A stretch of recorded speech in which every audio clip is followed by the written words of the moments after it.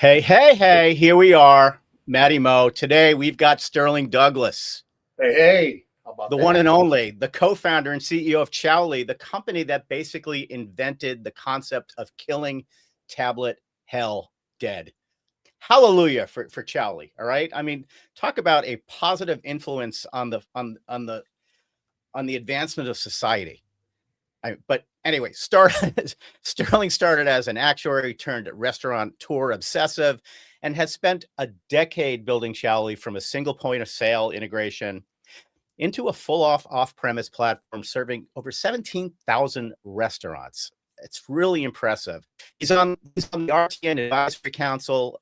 He's a venture partner at an emerging VC and has reportedly won more than a dozen eating competitions, which strikes me as odd because the dude is really skinny. So we're gonna test that competitive spirit today, and here's what we're getting into. Matt, what are we getting into? Yeah, so I think everybody has, obviously followed Chowly over the years. Lord knows I have. I've had the privilege of knowing Sterling for 10 years, actually. So right when he was getting started. But I think if anybody's watched LinkedIn, the news, whatever, Chowly made a big decision, recently over the last year. And what they did is they came out with a full platform, first party ordering, dynamic pricing, digital marketing, loyalty, all in one place. Sterling, though, has some really strong opinions. It's going to be a little spicy today, maybe, but strong opinions about third-party SMB versus enterprise, what boring old data can do that drone delivery headlines that you see all over can't. And we're going to press on all of it today, man. There's a lot to cover. Could get a little spicy, but I think that's what the industry needs is a little confrontation once in a while. Well, let's see what we've got. Let's bring Sterling out. Hey, Yo, what's up, there he guys? is. The How you man, doing? the myth, legend. Yeah, it's not often I get the eating competitions thing, right off the bat. I usually try to bury that in the LinkedIn bio. Certainly not the most fascinating part of your bio, but I got to say that's pretty wild. How the hell did you even start getting into eating competitions? Where did that come from before we even kick this thing off? Yeah, I've been eating enormous amounts of food since I was a kid, man. I was 1 of 5. You had to eat fast. You had to eat a lot. So that was just kind of always a thing. And then college in my 20s, just having a lot of fun, finding those things and making people laugh when a skinny guy can go, put down a few pounds of beef. Well, we'll leave it there. So, Maddie, what are you drinking today? Well, since we were getting a little spicy today, I got a spicy margarita. Oh, Very nice. Yeah. How about you, Sterling? In true Colorado fashion, got a big jug of water that just goes everywhere that I go. Staying hydrated. I'm going full Boston, toasting to my Bruins with a pint of Guinness. Ooh, So here we go. you may need a It nap is, after this. my single favorite beer. You know what, man? I got to tell you, like beers are falling off a cliff with me, but Guinness it's still there. Like Guinness isn't going anywhere. Guinness is still, I still drink a lot of Coors Light. It's local, so I like to support local, where Yeah. I live. Well, Coors Light is also, but Coors Light, like Guinness, it's kind of like it's an archetypal type of beer. You know what I mean? Yeah. It has a steady presence no matter what. It's bulletproof. All right. All right, Sterling, let's get into it because we've outlined, Matt and I did, as you know, we did some research and we had a bunch of questions that we wanted to ask you. We settled on about 4 or 5 of them. Hopefully we can get through them today. But one of the things that we just a little bit, we know you did the eating competitions, which is awesome, but You had a prepared question about that? We could answer it. We could skip it. You let me know. What was like the one crazy menu item that you've actually destroyed a record on, or would you order it on DoorDash or something's just sacred? I think that like my favorite one, my most fond memory of one was definitely a steakhouse in Urbana-Champaign, University of Illinois, where I went to college. It was 72 ounces of steak, so a few pounds there, lots of different cuts, couple sides. But in my college days, I had a pretty competitive streak. So after we finished that, also ordered 32-ounce Long Island iced tea to wash it down, just to make a point. Uh, I got the picture on the wall and everything. So would I order that on DoorDash? No, I would not order 72 ounces of steak, a couple sides, and a quarter gallon Long Island iced tea through DoorDash. Whoa, dude, that's I just welcome for that. That's That is all. You got to do the old 96er and eat the grizzle. Little throwback for the older folks. all right, Matt. Let's take it to a little more serious. Yeah, we'll get out of that. So obviously, Sterling, we've known each other a long time. I watched you build Chowly from the ground up, and you came in at a absolute perfect time when all the deliveries started hitting and everybody was in tablet hell. And my God, I remember walking into restaurants and seeing 7, 8, 9 tablets hanging on a wall, and just crazy. Obviously, 10 years later, the tablets are mostly gone, but the restaurants are drowning in dashboards that they can't make sense of, and vendor promises. God knows there's a lot of vendor promises. Sure. Honest question is, did we trade in one kind of hell for another? We're in this AI world right now. Yeah. Did we switch one evil for another? I don't know if we traded evils, but I think it is just kind of the step of as the space continues to evolve, right? You've kind of seen these different transformations hit the restaurant space, and I've finally kind of been in here, long enough to start see some of these waves, right? We saw tablet hell, when we first started back when like Eat24, was actually the second biggest, marketplace, back in 2015 when we started this thing. And you saw kind of the proliferation of the third-party delivery. You saw COVID really accelerate because kind of digital ordering across all the different channels. Even back when I started, like cloud POS was really big. When we first started working with Toast, they only had a few hundred locations. And so you've kind of seen restaurants kind of be hit with these waves, and you've seen them react in certain ways. And now it's the AI wave, right? They're being hit with the, another kind of, big change of technology. And from everything that, I'm seeing, I noticed one huge difference in how restaurants are approaching this is that they are not running from it. I don't care whether you're a single location operator, a 10 or 1,000 location. Shake Shack just announced, their big project to, redo their tech stack and make it more AI forward. Restaurants are embracing this. We've got 3 location group that was asking us for, some webhook and API endpoints because they had built their own custom dashboard and they'd used AI to basically build this one kind of locally hosted, and it pulled in data from, from their point of sale, from Chowly, from their accounting software. And so I think that, I don't know if we're trading one hell for another.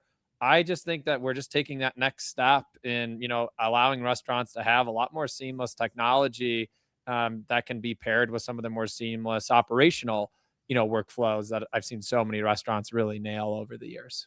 So what you're saying is that you believe Chowly is not part of the problem; it's part of the solution.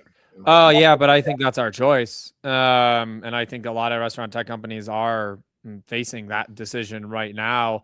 And the ones that are moving forward and aggressive by giving MCPs or skills or API access to their customers to allow the customers to do whatever the hell they want to with it are the ones that are going to be able to survive. I think the walled garden approach, AI is just going to tear that down completely. And the tech companies that are making their data easy to access and to use are the ones that are going to survive. And we totally plan on being part of that. Our whole company was built off APIs. That was our entire business for a while. Amen to that. We couldn't agree with you more there. It's those walled gardens are going to crumble eventually. You said publicly, just switch gears a little bit. You said publicly that third-party marketplaces, are here to stay, but you also just launched like a dynamic pricing, specifically to help these restaurants protect margins. Right. From those same marketplaces. So I guess the question is which is it? Are DoorDash and Uber Eats, are they partners or are they parasites in your opinion? Definitely partners of us, but like all companies, they have their own set of priorities. They have their own P&L. They have their own investors. And look, our restaurants do too. Whether you're a large group, a publicly traded group, or an independent operator, you have your own stakeholders. A single location, family-owned business, you have your family. That's Yeah. your stakeholder. Right. And so I tend never to blame them for doing, acting in their best interest, as long as everybody acknowledges that that's exactly what they're doing. Right. Right. And so our focus has always been since day one to be on the side of the operator, to be at the operator first mindset. We are on the side of the restaurants, and very specifically kind of the independent operators, the ones who have, in my opinion, very few people, on the side and really fighting for them. So we've always been a fierce advocate for them. So when we look at, the abilities we have and how we can enable them, dynamic pricing is an example of that, right? Like Mhm. we can look at, the weather and see it's going to rain at Friday at 6 p.m. and be like, all right, well, you're already going to be at peak delivery. So let's increase those delivery prices so that way we can get more profit into the restaurant.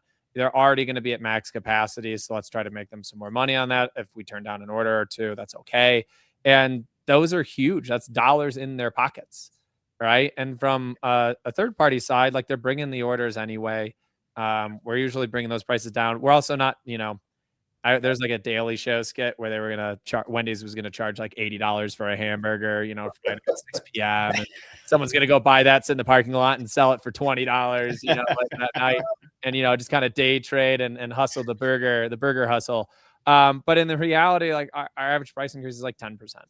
And so like you're not really doing a ton, but 10% over the course of a couple busy hours, like this can be hundreds, thousands of dollars into the pocket of an independent operator that goes toward them opening up a third location, or goes to them being able to add that more experienced GM that can help them scale their business, and contribute to their community. So I think for us, like you can have both. It's not like it's no secret that we do this. Right. There's cardboard cutouts of me at conferences, calling out dynamic pricing. I was standing next to yours at the Pizza Expo, by the way. Yeah. The one at NRA last year was approved. The pizza show one I got a little surprise on, but I'm always okay with that. What I remember that, by the way. I think it was it the Daily Show where they did that skit with he buys the burger and he's going to sit in the parking lot, and, Yeah. and I don't think it gets much better than that. I mean, how often does restaurants sort of permeate the comedy like that? It's phenomenal. Matt, before the show, we were talking a little bit about I was asking, like, Chowly's like SMB, right? So yeah, Chowly took a different path, quite frankly, than I've ever seen anybody else. I mean, if you look at Toast, they started at SMB and now they've gone to enterprise, and Yeah. Chowly went the opposite direction, very successfully, by the way. That they started in the enterprise market, and I know it felt like a flip of the switch to the external people. But they went to SMB. It seemed like overnight. I know that's not the case. My question is this, though: is that enterprise is where the big contracts are. How did you make that decision to go from enterprise with these big contracts down to SMB? What led you down that path? Yeah. Well, originally we went SMB to enterprise and then back to SMB. Our first ever restaurant was, 4-location pizza, group in Chicago, D'Agostino's, still a customer today. One of the best deep dish pizza spots in Chicago. And then we had a lot of success there. There's a big market pull, right? We were the first to market to do this. So obviously there's a lot of interest from brands, big and small. We started doing enterprise, and we were actually doing both for the first about probably 4 or 5 years of Chowly's lifespan, and we were about 50-50 on it. In 2021, maybe 2022, we kind of looked at the business, and it was literally half our revenue was from enterprise. I think like 100 to 1,000 locations. I think 1,200 unit group was our largest customer. And then, half was kind of, everything from single lokes all the way up to 100. And what we just got to realize is that you need a lot of firepower to be able to do both. There's a reason Toast did SMB for, their first 10 years. And there's a reason Olo, continues to stay really focused on enterprise. The segments are truly different. It's not just the sales and the contracting, but the products are different. How you handle a help desk versus how you handle general support. The implementation is completely different. You have IT professionals versus you have kind of like entrepreneurs who are jack of all trades. So everything from the product, the support, and the sales was all different. And we were having a good amount of success doing both. But we were going to need to raise like an enormous amount of money to be able to do that. And luckily I had some really smart people around me, kind of really pushing me to try to pick one and focus on it. And for us, we just felt that the SMB segment was much more underserved. And you had a lot of people that were really only focused on getting the payments for them, rather than kind of focused on, designing things to really fit the operational workflows that they have. One, because it's hard, but two, just because you can go chase a 3-year contract, with a large group. And so we made that decision. We thought they were underserved. We thought we really understood that business really well. Our product was created in a way to be flexible enough to handle all of the sometimes, very creative operational workflows that come with SMBs. They don't all use the products the same way. And we had a lot of success there. And then for me, like, I love working with entrepreneurs. It's my favorite thing. And when you get to work with SMB operators, that's what you're working with. Like, I get to work with entrepreneurs every day. And that really gets me going. So I got a little bit of a follow-up question behind this too. So obviously you have your new podcast coming out focusing around AI. And I want to talk about that a little bit, but are the SMB, are they embracing AI the way enterprise is? And how are you helping them with that journey? Yeah. I actually think that the SMB restaurants are moving faster on adopting AI than the enterprise groups are. Yeah, because when you're Shake Shack, you've got to mobilize all these people. You have all this infrastructure you got to do. You have all this red tape. When you're a 3-location group run by 2 guys who have been running it for 15 years, your business and you can go fast if you have the right partners. And so I've seen much cooler stuff built by groups anywhere from 1 to 50 locations than I have by 100 to 5,000 locations. And so I mean, like McDonald's, right? They bought Dynamic Yield. This was years ago. They bought it for $400 million. And one of the big use cases was like, if it's really hot, if it's like super hot on a day, we'll adjust the digital menu boards that will show ice cream on it, right? So basically using weather to then like preface the menu.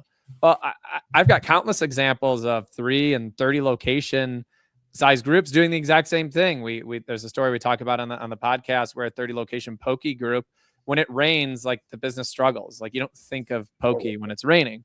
Right. But then he used an MCP to be able to basically segment his customers to find the right ones in the area where the rain was happening, create a segment, and target them with a free miso soup. Oh, because miso soup is something that you might want when it rains, and it worked. Wow. That is a fantastic example of AI in motion by a smart and resourceful independent restaurant. And the only reason he could do it is because he had a tech partner. It wasn't even Chowly. He had a tech partner who had an MCP that they built, and they had no idea who was going to use it, how they were going to use it, but they built it. Yeah. And then they saw what they built, and so like these are the things that it's what we talk about on the pod, but it's also like it's why I think restaurants are embracing it. It's why I think they're ready. And to be frank, I see SMBs actually moving a bit faster on this. Well, absolutely. We see the same thing in the research that we're doing for our clients. SMB, I think, is the greatest greenfield that you can possibly have now as an AI powered tech company. All right, but let's talk about something industry wide too. That's that affects all restaurants, and that's this consolidation wave that we're seeing. And it's very much, in a lot of ways, powered by what's happening with AI. Acquisitions, bundled platforms, everybody, purporting to do everything. We've seen a lot of that sort of generate great, press releases, but there hasn't been a lot of terrific benefits that have been generated for restaurants. So without naming names, unless you want to, what does an acquisition look like? Or rather, what does a bad acquisition look Yeah. like? And what should operators be asking their vendors right now to figure out if they're about to get left holding the bag? Yeah, what does a bad acquisition looks like? I think that when you don't see the product eventually get integrated, I think that's usually a tough Right. signal. But I also think that we are usually way too quick to judge whether an acquisition is good or bad. The press releases are great. Sometimes there's great deal terms in them as well. But the reality is that the most successful acquisitions typically take the longest amount of time to see them through. And I'll, look internally on this. We acquired 2 companies in the same year. Yeah. We acquired a company called Koala, and then we acquired another company called Targetable. But our platform product that we came out with, shortly thereafter those 2 acquisitions, both of their products were integral parts of that.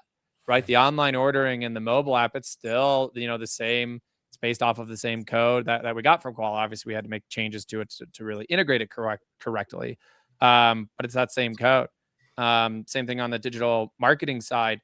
We didn't end up using their dashboard, but we used their integration with Google Ads. We used the people that they had and the domain expertise, and every single one of them is still here today.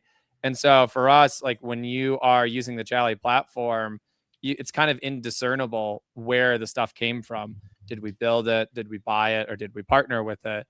And those are, when you see a good acquisition, I think that the tech truly gets integrated.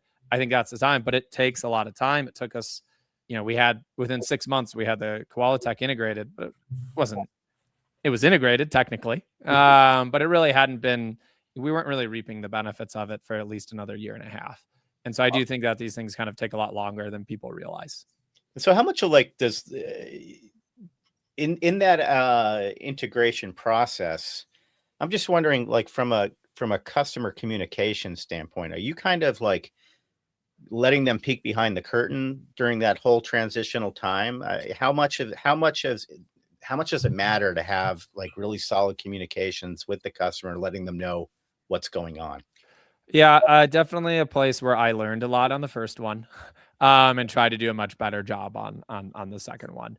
For us, after we acquired Qual, I went and met with each customer and talked to them, and all these conversations generally went well, and we were telling them here are the things that we're going to do. For us too, we wanted to continue to kind of put some oomph behind it, expand some of the kiosk stuff that we had done with them. And so really kind of talking about the improvements that were going to happen. But with the second one, what I ended up learning is that we're not going to keep this dashboard. Yeah. We're not, the product as it exists today. I don't know when, but it is here's the direction we're moving. We're going to build this platform product, and we're going to take the things and the people and the domain expertise, and we're going to put it into this platform product. And so with the targetable groups, we were really upfront about that. First conversations, I don't know when. It's not this year, right? It's not in the next 6 to 12 months. We're going to continue to invest, and we're going to continue to do these things. But at some point, we're going to do that. So that way, as we got closer to it and communicated with them, they weren't surprised. They were ready. We had a few customers where we helped them find a competitive solution, and we worked with them to kind of work through that. And I think that was something. I'm not sure I would have done that on the first one if we were in a similar situation. And I think that most of the restaurant operators already know anyway. So why not just tell them nothing's going to change for 6 to 12 months, but we are planning on moving or evolving this. And so that was what we did on the second one that I think helped a lot. Gotcha. Awesome. So one other question, not on here. So 2024, you literally, I believe, you had a target of posting every day on LinkedIn, but you did a great job. 2025 didn't see much of Sterling. Yeah. And now here we are, 2026, launching a new pod. Tell us about the new pod, your partner in crime, what topics, why, obviously. Love to learn a little bit about that. Yeah. Yeah, 2024, posted every day.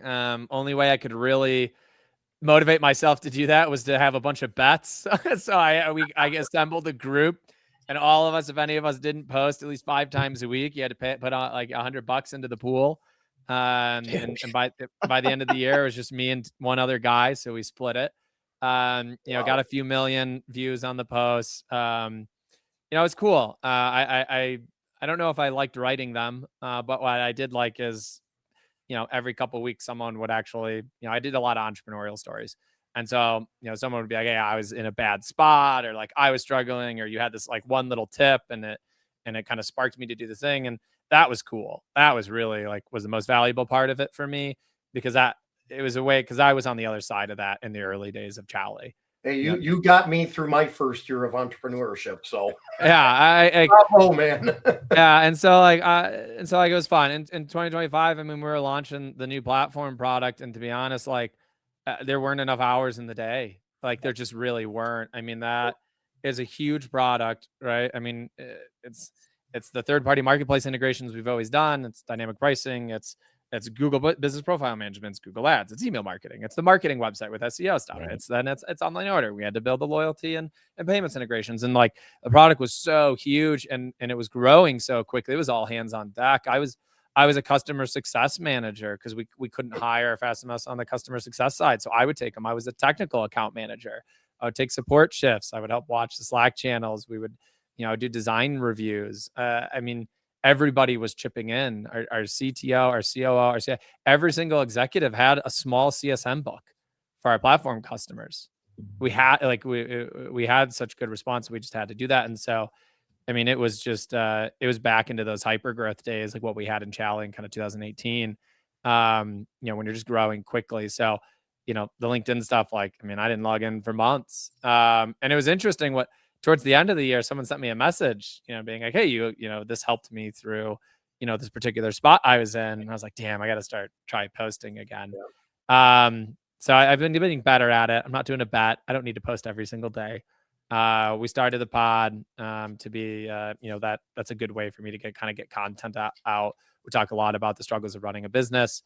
My partner, Aaron Newton from Thanx, he's a co-founder, chief data officer there. Him and I have been, I don't know, competing with each other almost like on the AI stuff for over a year.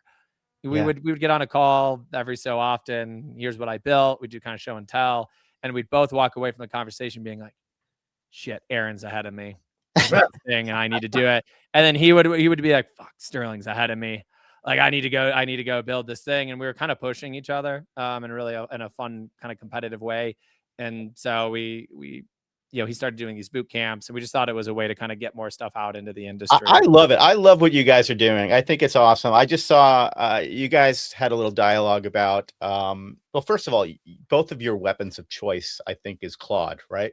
Oh yeah, it's a big Claude pod, Claude code specifically. It's a Claude love fest, but that's okay because Claude is highly, highly lovable. It's just amazing. And I won't give it away, but I'll just say /pillage. Everybody check that out. Everybody check out the pod. What's the name of the pod again?